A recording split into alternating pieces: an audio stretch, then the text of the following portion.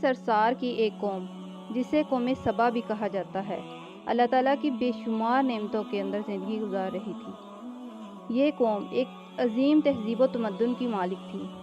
حضرت داؤد علیہ السلام اور حضرت سلیمان علیہ السلام کی باعظمت حکومتوں کے بعد ان کی حکومت زبان زد خاص و عام تھی۔ کہا جاتا ہے کہ یہ لوگ گندم کے مغز سے آٹا پیس کر روٹیاں پکاتے تھے، لیکن اس کے برعکس وہ اس قدر اسراف کرنے والے اور ناشکرے تھے کہ انہی روٹیوں کے ساتھ بچوں کا پخانہ صاف کرتے تھے۔ بعد ازاں ان آلودہ روٹیوں کو اکٹھا کرنے سے ایک پہاڑ بن گیا تھا۔ پھر ایک صالح شخص نے وہاں سے گزرتے ہوئے ایک عورت کو دیکھا جو روٹی کے ساتھ بچے کے پخانے کے مقام کو صاف کر رہی تھی۔ اس شخص نے عورت سے کہا، تیرے اوپر افسوس، خدا سے ڈر، کہیں ایسا نہ ہو خدا تیرے اوپر اپنا غضب ڈھائے اور تجھ سے اپنی نعمت چھین لے۔ اس عورت نے جواب میں مذاق اڑایا اور مغرورانہ انداز میں کہا، جاؤ، گویا کہ مجھے بھوک سے ڈرا رہے ہو۔ جب تک سرسار جاری ہے مجھے بھوک سے کسی قسم کا کوئی خوف نہیں ہے۔ کوئی زیادہ عرصہ نہیں گزرا تھا کہ اللہ تعالیٰ نے ان لوگوں پر اپنا غضب ڈھایا۔ پانی جو کہ زندگی کی بنیاد ہے ان لوگوں سے چھین لیا، یہاں تک کہ قحط نازل ہوا۔ بات یہاں تک پہنچ گئی کہ ان تمام ذخیرہ کی ہوئی تمام غذا ختم ہو گئی۔ آخر کار وہ مجبور ہو گئے اور انہی آلودہ روٹیوں پر ٹوٹ پڑے جو ان لوگوں نے اکٹھی کر کے پہاڑ کے مانند ڈھیر لگایا ہوا تھا، بلکہ وہاں سے روٹی لینے کے لیے صاف لگتی تاکہ ہر کوئی وہاں سے اپنے حصے کی روٹی لے سکے۔ کفران نعمت و قحط اور ان کی بدحالی کے بارے میں متعدد روایات موجود ہیں۔ سورۃ نحل کی آیت نمبر 112 اور 113 میں یوں ارشاد ہوتا ہے، اور اللہ نے اس بستی کی بھی مثال بیان کی ہے جو محفوظ اور مطمئن تھے۔ اس کا رزق ہر طرف سے باقاعدہ آ رہا تھا، لیکن اس بستی کے رہنے والوں نے اللہ کی نعمتوں کا انکار کیا تو خدا نے انہیں بھوک اور پیاس کا مزہ چکھایا، صرف ان کے ان اعمال کی بنا پر جو وہ انجام دے رہے تھے۔ اور یقیناً ان کے پاس رسول آیا اور ان لوگوں نے ان کو جھٹلایا، تو پھر ان تک عذاب آن پہنچا کہ وہ سب ظلم کرنے والے تھے۔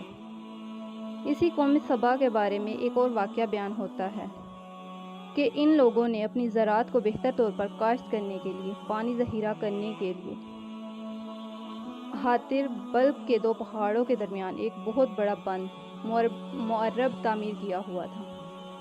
سوراخ اور دوسرے پہاڑوں سے گزرا ہوا پانی اس بند میں آ کر وافر مقدار میں جمع ہو جاتا تھا۔ قوم سبا اس پانی سے صحیح طور پر استفادہ کرتے وسیع عریض اور بہت سے خوبصورت باغات لگاتے اور کھیتی باڑی کی رونق بخشی۔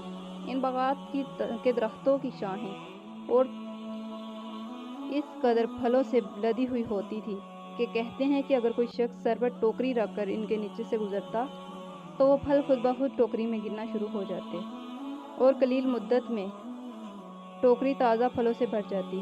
لیکن نعمتوں کی کثرت نے انہیں شکر کرنے کی بجائے سرمست اور غافل کر دیا تھا، یہاں تک کہ ان کے درمیان بہت بڑا طبقاتی نظام وجود میں آ چکا تھا۔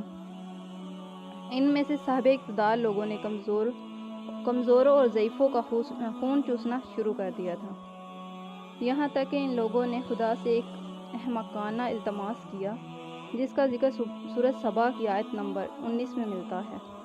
انہوں نے کہا، خدایا ہمارے سفروں کے درمیان فاصلہ زیادہ کر دے۔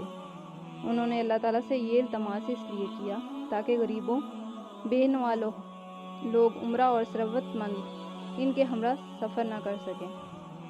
ان کی خواہش یہ تھی کہ آبادیوں کے درمیان خشکی ہو اور فاصلہ بہت زیادہ ہو تاکہ تہی دست اور کم آمدنی والے لوگ ان کے ساتھ سفر نہ کر سکیں۔ اللہ تعالیٰ ان مغرور پیٹ کے پجاریوں پر اپنا غضب نازل کیا۔ بعض روایتوں میں ان مغرور لوگوں کی آنکھوں سے دور صحرائی چوہوں نے معرب نامی بند کے دیواروں پر حملہ کر کے انہیں اندر سے کھوکھلا کر دیا تھا۔ ادھر سے بارشیں زیادہ ہوئی جن کی وجہ سے سیلاب آ گیا اور اس بند میں پانی بہت زیادہ اکٹھا ہو گیا۔ اچانک بند کی دیواریں ٹوٹی، اس سے ایک بہت بڑا سیلاب آیا جس میں تمام دیہات، آبادیاں، مال مویشی، باغات کھیتیاں، ان کے محل اور گھر پانی میں غرق ہو کر نابود ہو گئے۔ ان کے باغات اور زراعت میں صرف بیری کے درخت اور کچھ جھاڑیاں بچی تھیں۔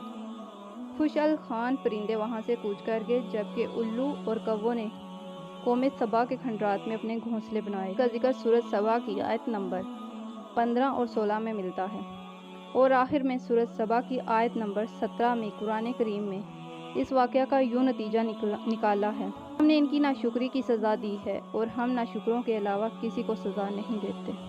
اگر ویڈیو اچھی لگی ہو تو ویڈیو کو لائک اور شیئر ضرور کریے گا، اور چینل کو سبسکرائب